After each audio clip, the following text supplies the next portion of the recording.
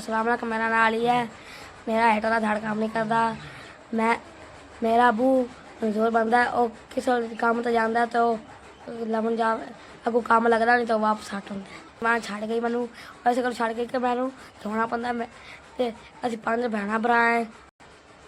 मैं मेरा प्यो दिहाड़ी करता दिहाड़ी करन जांदा। मेरा मगर कोई भी कोनी दा।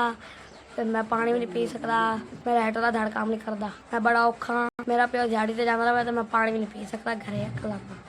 बाकी मेरे भैन भरा छोटे हैं और आप बच्चे न हले लत्तां काम नहीं कर दियां। मेरियां लत्तां दोबारा काम नहीं काम नहीं कर दियां। मैं मंजी देना प्यारा ना मैं पिशाब भी बड़ा औखा। प्यो मेरा दिहाड़ी ते जांदा है। अद्धी फिकर हुंदी है अद्धी मेरे दे। कोई अल्लाह दा बंदा होवे मेरा महीना ला देवे साडा थोड़ा बहुत घर दा सरकार चलदा। मेरा प्यो मेरी वजह से बड़ा था। माँ मेरी पहले मेरी वजह से छड़ गई। पता ही मेरे की है।